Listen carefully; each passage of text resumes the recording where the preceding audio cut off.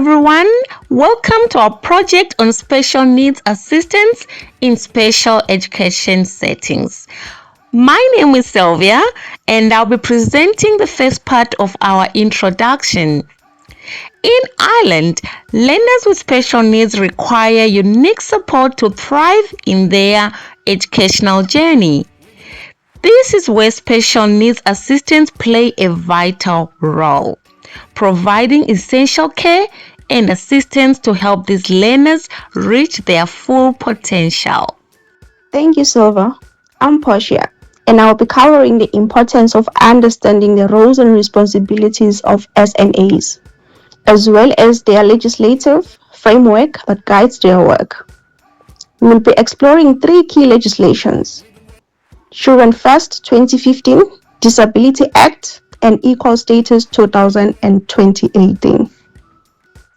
Hi, I'm Janet and I'll be discussing the specific needs of learners with sickle cell disease, a genetic disorder that affects hemoglobin production. We'll explore how SNAs can provide tailored support to ensure these learners receive the education they deserve. Let's begin our presentation. Absolutely, Janet. So firstly, let's explore the role of supporting learners with special needs. Let's take a look at some of the key responsibilities involved. SNAs play a vital role in assisting students with daily living activities such as toileting, feeding, providing physical support and mobility assistance, and implementing individualized education plans or IEPs. By providing this support, they help create a safe and inclusive learning environment that allows students to thrive. Let's break it down further. Assisting daily living activities such as toileting and feeding helps students develop essential life skills and independence. Providing physical support and mobility assistance enables students to participate fully in classroom activities and access the curriculum. Implementing IEPs ensures that each student receives tailored support and accommodations to meet their unique needs. By fulfilling these responsibilities, support staff make a real difference in the lives of learners with special needs, helping them to reach their full potential and achieve their goals. Let's also look at the important role of classroom support. This involves assisting teachers with lesson planning and implementation, providing one-on-one support to learners, and helping with classroom management and behaviour support. When assisting teachers with lesson planning and implementation, this helps to ensure that lessons are tailored to meet the diverse needs of learners, and providing one-on-one support to learners gives them the extra help they need to access the curriculum and make progress. Whilst helping with classroom management and behaviour support creates a positive and inclusive learning environment, allowing all students to feel safe and focused. By providing this classroom support, SNA play a vital role in helping teachers deliver high quality education and supporting learners to reach their full potential. Thank you, Janet. In addition to classroom support, let's not forget the crucial role of health and medical support. These include administering medication and medical procedures, such as tube feeding, monitoring learners' health and well-being, and communicating with healthcare professionals and parents. When administering medication and medical procedures, this requires careful attention, details, and commitment to ensuring learners receive the care they need. And monitoring learners' health and well-being helps identify any changes or concerns, enabling prompt support and intervention. Communication is important. This can be between the SNA and healthcare professionals, also parents, to ensure that everyone is informed and working together to support the learner's health and education. So, by providing this health and medical support, SNA play a vital role in promoting learners' overall well-being and enabling them to access education to the best of their ability. That's right. So when it comes to being a successful SNA, there are several key qualities and skills that come to mind. Firstly, patience and compassion. Patience and compassion are essential qualities for an SNA. We'll be working with students who may need extra support and care. So being able to approach each situation with empathy and understanding is crucial. This means taking time to listen, validate their feelings, and provide comfort when needed. Effective communication and adaptability. Effective communication skills are vital for an SNA, as we'll be interacting with students, teachers, and other school staff daily. We'll need to clearly convey information and listen actively. Additionally, adaptability and flexibility are important, as no 2 days are ever the same in this field. We'll need to think on our feet and adjust to changing situations. Lastly, physical stamina and endurance are necessary for this physical demanding role, as SNAs will be on our feet for long periods assisting students with various needs and performing other tasks that require energy and strength. By possessing these qualities and skills, we'll be well equipped to provide exceptional care and support to those in need.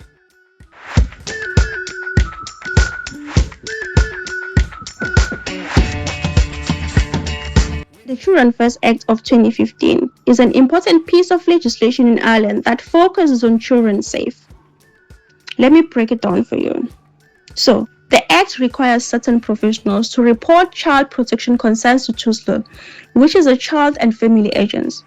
These professionals include people like teachers, doctors, and social workers, basically anyone who's working with kids and has a concern about their safety. The idea behind it is to strengthen the child protection measures and make sure that places like schools take kids' safety super serious. It's all about prioritizing children's safety and responding to concerns promptly. In terms of children's rights, it's a big step forward. It says that kids have the right to be safe, and we are going to do everything we can to make sure they are protected.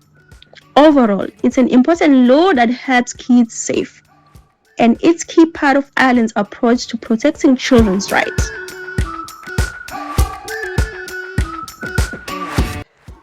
Moving on to another key piece of legislation, the Disability Act of 2005 is an important law that supports people with disabilities, including children. So, the Act is all about providing assessments of needs for people with disabilities and outlining the services that should be in place to support them. This includes things like access to healthcare, education, and other services that help people with disabilities live full and independent lives. For children with disabilities, this act is a big deal because it means they should get the support they need to access education and participate fully in society. It's about making sure they have the same opportunities as other children and that their rights are respected. In a nutshell, the Disability Act is an important part of ensuring that children with disabilities get the support they need to thrive, and it's closely tied to the principles of the Children's First Act we just discussed. The last legislation we'll be looking at is the Equal Status Act of 2000 and 2018. This act is all about promoting equality and fairness, and it's a key part of protecting the children's rights. In a nutshell, the Act says that everyone should be treated equally and without discrimination, particularly in areas like education. This means that schools and other educational settings have to make sure they are not discriminating against kids based on things like their disability, their race, or their gender. For children, this is huge because it means they should be treated fairly and have the same opportunities as everyone else. It's about making sure they can access education and participate fully without being held back by discrimination or bias. So, in short, the Equal Status Act is an important law that helps to protect kids from discrimination and ensure they are treated with dignity and respect.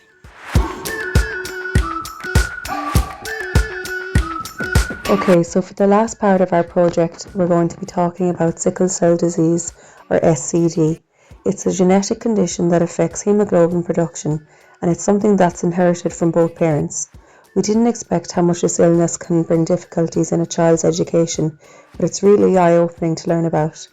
It's more common in certain ethnic groups, particularly those of African, Caribbean, Middle Eastern, and South Asian descent. So what happens is the hemoglobin in the blood is abnormal, causing red blood cells to misshapen and break down. Thank you, Janet. The signs and symptoms can be real tough, especially for kids. We are talking about pain episodes or crisis anemia, infections, sometimes even neurological complications and developmental delays. It's a lot for a child to deal with, and it can really impact their education. Diagnoses usually go through blood tests and genetic testing, often as part of their newborn screening programs. So, it's really something that usually caught on early.